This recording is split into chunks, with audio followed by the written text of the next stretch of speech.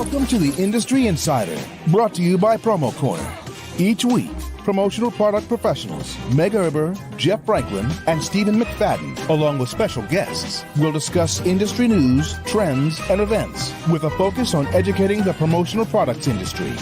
The Industry Insider, the nerdy news you need to know.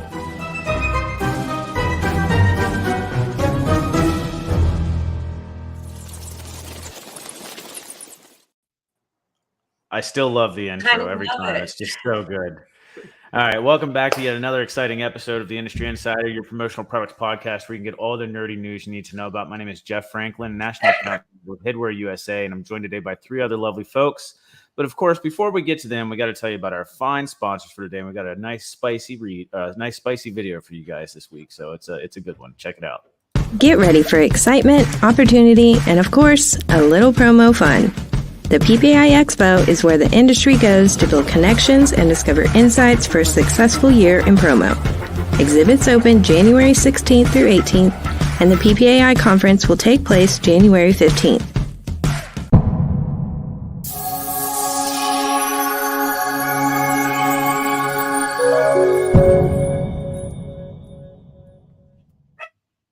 Come on, how good is that? Really professional. That's a really good video. Really good. That was awesome. I don't know about y'all, but I want to go sign up now because registration's open. Yeah. Are you guys going? Do you know? Yeah. Yeah, I just got the confirmation that I'll be there as well. So I'm excited. Oh, cool. I'm really excited. Yeah. Yeah, we never miss. We never miss for sure. Oh. Very cool. Well, Meg, how are you doing today? Are you doing all right? You know, just the normal computer issues that I always have. No big deal, but doing pretty good. Brian is here. Yeah, fair enough. So there goes the dogs. But yeah, I mean, otherwise, I just got back from the show and I'm a little exhausted. But I think I was like talking about that the entire time from this arm surgery. But one really neat thing that was different at this show that we 1-800-Flowers. The rep from them used to be in our industry, and they partnered with SAGNY for some business development stuff. So I came home with Flowers. Yeah. Has actually been on this podcast, Meg. I know. And he used to be with Insomnia Cookie. Exactly. So, I know who we're talking about. Yeah. Big shout out to Tim Walls. And I have another another big rose banquet in the other room too. And I'm like, oh, these are nice. I'm not going to leave them here to die. They're going home with me. Oh, yeah. Steve McFadden, how are you doing today? Doing great. You know, just got back from traveling. It was wonderful to see you all in person. It was funny. I was actually talking to someone at the show and they were like, yeah, it's so great to see people in person. I was like, yeah, I don't know if you know this or not, but like Meg and I didn't even meet for the first 2 years we were doing podcasting. And the first time we met was at like, Vegas or something like that. And so it's just wild it's nice to have the events, where we can see each other in person and all that. So, but I don't want to say jet lagged. I think I'm just tired, because just kind of catch up on work after flying and all that. So I'm interested, and I know I don't want to make this a whole thing, but I'm really interested to hear what your customers thought, like in a quick minute or less, Yeah, I'll do a quick recap because I know we mentioned this in the previous weeks. And me bringing some people and doing a follow-up. It went really, really well. One of the things I was nervous about is I'm a tough judge of trade shows because I've seen a lot of them and we go to a lot of really good ones with especially in our industry. I had no idea what they were expecting, right? So I tried to lay down some of like hey, here's what you're going to see, pick out some pieces. Let me know if you do and don't like something. You're not going to hurt anyone's feelings. It's only helpful for me if you're honest with me as we go through the show. Even if you find something, we're not set on whatever it is you found. I can find you some other pieces like that as well with, different suppliers and, all this, kind of give them the whole rundown. But also, not knowing what they would stop at. Great for the project we went in it for. We found some pieces and they picked out some stuff that I would probably never have shown them, which I think was perfect. And, they were picking out items that I wasn't going to show them for like their inventory and for other projects. So it was a huge success and I would definitely do it again. So Awesome. And that's, at the end of the day, as long as your customers were happy and they saw the value in it, and that's all that really matters. I mean, you do too, Right. but they're the ones that are buying it from you. That's right. Awesome. Yeah. Good. 100%. That's really good feedback. Thank you. Yep, absolutely. We are joined today by Rich from PBJ Merch Company, and super excited to have you on board. Oh. And again, you guys heard the intro, so we are doing a full-on promo horrors episode today. But Rich, before we jump into the promo horror here, it is customary for us to give our special guest a good 3 to 4 minutes to introduce yourself, maybe how you got started in the promotional products industry and what you've been up to since. So first of all, thanks for joining us, and then take it away. Oh, well, thank you for having me. It's just a real pleasure to be here as a returning guest. Wow. Do you guys give out like patches or something? I'm a 2-time guest. That's pretty cool. Something like that. We need to work on something like that. That'd be fun. The Saturday Night Live smoking jacket. I love that for 5 times returning host. Yeah. Ooh, yeah. Yeah, it's a pleasure to be here. So I got into this industry in 1998 and 9 is when I sort of got my start. I was a single line rep for a big brand out of Canada at the time called Roots. And Roots was selling a lot of merch direct to customers. We had a lot of sweatshirts. We had a lot of leather jackets, leather duffel bags. Leather and fleece was kind of like our niche, and we were outfitting a lot of Olympic teams at the time. So we were doing US Olympic team and Canadian Olympic team, Great Britain. And that spun off into a lot of corporate business. So we'd be selling like to Coca-Cola, 1,000 sweatshirts at a time. And you guys, I don't want to date everybody but you may remember this part of the industry at the time, but be like, at that time we were making stuff. So you get an order for 500 sweatshirts. I'd submit the purchase order. We'd actually make the sweatshirts for the client and they'd get them like 6 weeks later. It was a real bizarre, business model, but that's worked. Insane. Wow. It really worked. Can you imagine, Stephen, if I told you after that show that I'm like, okay, that's great. Now you have to wait 6 more weeks for your Well, I just can't imagine calling in, like if I go back in the past and I called in and be like, hey, so what's your inventory? And be like, you mean like how much raw material do we have to make this stuff? Because exactly. Exactly. So that's what the business was like at the time for me. And I built up a really nice book of clients. And almost from the get-go, clients were like, asking me, this is all nice, Rich, but I was making good connections. And they'd see like, can I get like 500 StormTech jackets? Or can I get, 1,000 mugs or whatever? And I would say, no. And eventually I said, yes. And that's when I spun off really into my own distributorship. And fast forward to today, that's 23 years later, 24 years later. Oh my gosh. And we have a great business here. Like there's only 5 of us, a couple of us selling full time, a couple of admin people, and then bookkeeping, but it really, really works. It's like a sweet spot for us. And we've got great clients in the franchise, a lot of franchise system clients, a lot of hospitality business clients. Cannabis, a craft brew, a lot of Hollywood North, although that has really taken a hit for the past 6 weeks. Or 6 weeks, what am I saying? Almost 6 months. But that we'll factor that into some horror stories soon whenever you guys want to talk about those. But yeah, it's a great business. I love it. I love the creativity. We rebranded recently to PBJ Merch, and I'm just so proud and happy to have that as sort of our our next chapter. And yeah, it's great. This is a great business. I think we're all very lucky.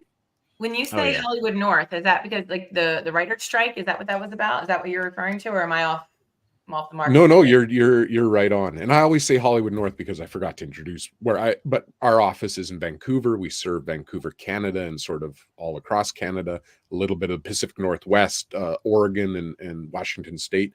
But yeah, Hollywood North we have a massive production industry here, movies, television, gaming, just everything. And it took a major hit for the past 6 months because of the strike, which seems to be resolving itself, fingers crossed, but seems to be resolving itself now. Okay. Yeah, I think I saw something from like Jimmy Kimmel or one of them, and they were like, we're back. I'm like, oh, that's right. You guys write your own jokes. They finally got their AI to write good comedy. Right? They're like, we don't need you guys. We got Chat GPT now. Yeah. Very cool. All right. Well, why don't you go ahead and take it away with one of these promo horrors, unless Steven, you got anything else to kind of introduce? Well, I guess I'll just kind of segue it. So, as we mentioned a few weeks ago, we're going to be going through this month talking about just crazy things that have happened to us in the industry. I think we've all got some stories that we could share and sit around the eye candy bar and discuss them at some point. But we wanted to kind of show, create some humility in the industry, because we've all have these that happen to us. And Rich has told me some really good ones in the past. I'm like, all right, he's going to be our opening horror story guest. Yeah. And so I'm excited to hear what the story of the day from Rich. Sure. Happy to do it. And why don't we stay on the theme of Hollywood? I mean, horror movies, because I've been in a few. And I was actually one of them. I'm going to share two. One of them I was invited into as it turns out, a joke, but I didn't realize it was a joke at the time. We were fulfilling crew gifts to this movie called Final Destination 5. And if you didn't realize, there's actually a Final Destination 1 through 4, and this was the 5th in the series. And it was shooting at a super spooky, if you ever want to look up Riverview Mental Hospital. So it's a boarded up mental hospital here in Vancouver, Canada. And that's where they were shooting. And it was supposed to be a mental hospital in the movie. And I went there to deliver the product. And it's unusual that they actually had a check ready, but they said, "Hey, we got a check ready for you." I was okay. They said it's down in sub-basement level 4. I said, "Oh, seemed odd." Okay, so usually you just in these productions, you usually go into an office and it's filled with like office workers or producers and assistants, but this was like on set, which I thought was weird. So this was the horrible practical joke, is they thought, "Hey, we'll just send this fat guy down into the bowels of this mental hospital and scare the bejesus out of him." And sure enough, I went down there. It was all spooky and lit weird, and I walked down to the end of this super long hallway, and I was just so scared. And the guy pops out and he goes, "Here's your check." And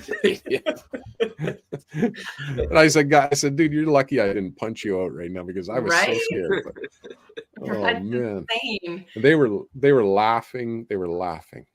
So that's a spooky story, but that doesn't really it's not really a pitfall of this industry. It just was a weird thing that happened. But in this industry, yeah, oh my God. But in this industry, I've had some real bizarre requests and some shortfalls and some difficult situations. And the movies are always prime real estate for this, because, there's no other way to say it. They're Hollywood people. I mean, they just you cannot say no. Like anything they ask, you got to say yes. That's sort of the way it goes, right? So not to interrupt you, not to interrupt you, but I'm kind of famous myself. I did the foam hands for High School Musical 3. So I bet you're going to say the closest you've gotten to fame is your viral video on TikTok. Yes, and let me just tell you something, okay? You're not. And that's not nothing. Viral on TikTok. Tracy Ferris and I don't know if you remember this or not, but we went viral on TikTok as well. Just saying, okay? Well, yeah, cool. That's right. Great story. Great story, Jeff. Sorry, I didn't that's interrupt not you. Nothing. But I did deal with Hollywood once, and then it's because they wanted foam hands. But yeah. No, I don't know who Meg Erber is, but I know Meg the Terminator Erber. Sorry, Rich. I didn't mean to cut you off. Go ahead. No. That was awesome. I enjoyed that. So this other story was another Hollywood movie. This one was Mission Impossible 4, starring Tom Cruise. It had all sorts of, right from the kickoff, it had bizarre part. I had to sign an NDA in order to go to the office. And the NDA said that if I saw Mr. Cruise, I wouldn't make eye contact, which I thought was super weird. He wasn't in the office. He's such a weirdo. That's probably why. I said it. Oh my God, I know. So anyways, that started off odd, but then it turned into a great project because the volume was amazing. 800 jackets. We were using this. It's a really known outdoor brand here in Canada called Arc'teryx. It's available. It's outerwear. It's available all over the world. Very expensive. Anyways, the kicker came. The production manager was my client, my direct client. And she came to me and she said, "Rich, look, I got a super weird request, and honestly, my job's on the line, so you got to do it. And I said, oh, what's the weird request? She said, Tom Cruise's daughter needs one of the jackets. And she was like 9, I think, at the time. And I said, oh, and she knew. She said, I know this jacket's not available there's no children wear in this line. It's like adults, right? I said, yeah, there's no kids thing. And so she said, well, look, you got to do it because my job's on the line and therefore yours is too. And I said, okay. So I went back and I thought about it. It didn't take too long. I was like, how can we, I said, you know what? We can do this. If I take a ladies extra small and I take it to a tailor, I bet you I can turn it into a kid's. Yeah. No problem. And we're lucky here in the region I live in. We've got amazing tailors. We got a real connection with Southeast Asia. A lot of mainland people in our region. So I mean, they're just fantastic apparel, decoration. I mean, we're so spoiled. Anyways, I found this amazing tailor, took the jacket in. They took one look at it, like, yep, no problem. Sized the body down, sized the sleeves down. We delivered it, and apparently it just went over like gangbusters. So that was my horror story that almost turned horror, but turned out okay. I thought that was going to go really bad. Like they sewed like 4 extra arms on it. Like Mission Impossible. Yeah, it was right. your real life Mission Impossible story. Oh, I know. I never even. Thank you for saying that. It's so dumb. I never even thought of that. But there was like literally like, here's your mission. You better accept it. And I had to. Did you have a pair of sunglasses you had to throw after they told you what the mission was that then exploded in front of you? No. And I didn't have to go into the depths of a hospital to pick up my check. Thankfully, they just nailed it. So what you're saying is that when it comes down to it, there's always another way, right? The answer is never no. You can always find another way. Yeah. I'm going that theme. So we need to be more solutions minded, is what you're saying, Meg. Yeah, sure. Not surprisingly, just one more thing. Not surprisingly, not that time on the Mission Impossible story, but one time a producer did say to me, I was like, what the heck? They said, you'll never work in this town again. It was like a threat because they wanted me to do something and I was pushing back. And they said, you'll never work in this town again. And I was like, wow, I never thought I would hear that. Wow. Only in movies. That's great. Yeah. And anyways, I did it. I was like, you know what? I'm going to do it. I was like gauntlet thrown down. I said, I'm going to keep working in this town for sure. Wow. I do think as a Big Hero 6 Meg was saying a second ago, with there being always another way. I think a lot of times though, we do get requests from customers and, at us as agencies, we do know more than I think it's fair to say we do know more than our customers about the industry we work in. But it doesn't mean that what they're requesting is impossible. Right. So it's like, yeah, if you have these one-offs or you have these weird things, they may be small pieces of a gigantic size order, right. Or a reputation or whatever. So it's a really cool example of how you guys overcame that. Mm-hmm. I think if I could share one more, one way I always think about it is I know how I feel when I'm dealing with any vendor. It could be a personal thing like construction at my house or the vendors in our business. And I know how I feel when I'm just given like a pat answer. No, can't do that. I'm always like, really? Like you don't even have a suggestion, not like, that's how I always look at it. It's like, if you're going to say no, please say no, comma, with maybe a suggestion. Right. So yeah, I don't think I ever just go and tell customers no. I always tell them the answer is no unless you ask, right? So if they come to me and I can't do it, I don't want to tell them no because they came to me for the solution. So I try to find something else or multiple things that could substitute what they wanted if I can't provide. Yeah. The worst thing is telling somebody no. I appreciate customers that ask me for things that seem impossible because I don't like people to say no for me. It's like I would much rather them ask so I have a feel for like what they are actually wanting instead of keeping it to themselves, just assuming I couldn't do it. Right. It's like, don't be my no. Like, let me be my no. So I'll let you. So yeah. I think I always think of that phrase. The very least. The very least you could do. I don't never want to build my brand around that phrase. The very least we could do. I don't want to do the very least. I want to do the very most. Right. And that's how I feel sometimes. when I see replies from vendors, and I'm like, okay, that was the very least you could do, which was just say nope. I'm like, okay, thanks for giving it some thought. I mean, honestly. Cool. Yeah. So, Stephen, I apologize. So during the pre-show, I kind of had to tune out sort of when you were asking Rich about the other promo horror that I guess he had discussed or shared in the original promo horrors.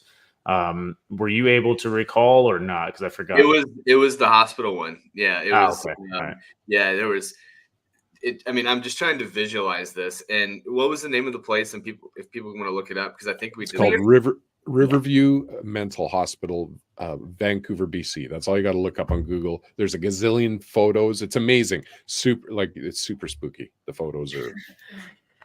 So while you guys are looking that up, I actually a couple weeks ago when we were talking about this, I was looking for some promo horror stories from some of my customers, and one of them, it's actually hilarious that this happened, but it was from Justin Brubaker, and he was working on a big duffel bag order, and there was 5,000 duffel bags, and they shipped them UPS ground. But basically, they just they were getting boxes delivered up to 3 years later. And basically, he had to drive all over Pennsylvania and find them on the driver's route, unpack the skids, and repack the skids for his customer. There was 5,000 duffel bags basically scattered along the UPS driver's route. I guess he was like, not today. Yeah. Wow. That is, can you imagine? Can you imagine? Pennsylvania is huge, number one.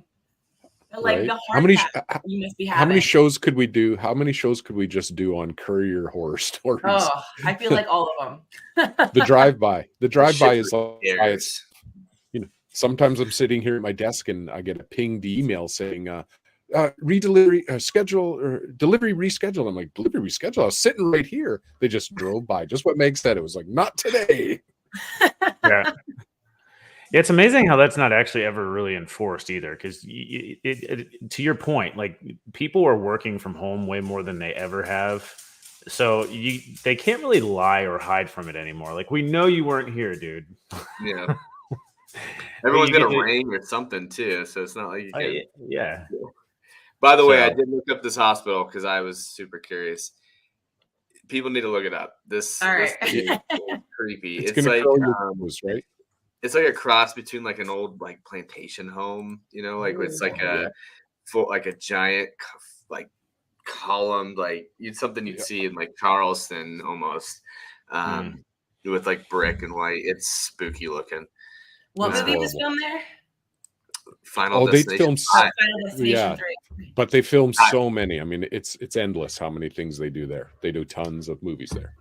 Oh man, that was crazy. Well, Rich, thank you so much for sharing those stories with us and being part of our promo horror series.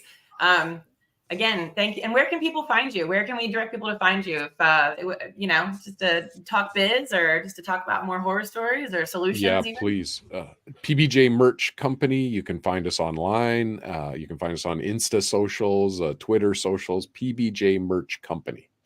All right. Very cool. Well, thanks, Rich. Definitely appreciate you having coming on and sharing some stories with us and contributing to the promo horror series. So thanks so much. Everybody. And pleasure. Yeah. This episode was brought to you by our good friends over at PPAI for the Expo. And here's that juicy video again. Get ready for excitement, opportunity, and of course, a little promo fun. The PPAI Expo is where the industry goes to build connections and discover insights for a successful year in promo. Exhibits open January 16th through 18th, and the PPAI conference will take place January 15th.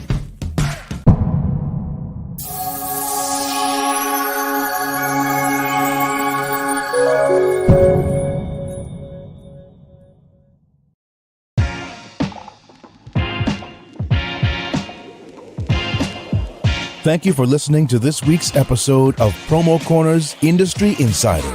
For more great content from industry thought leaders, including podcasts, blogs, and videos, visit PromoCorner.com.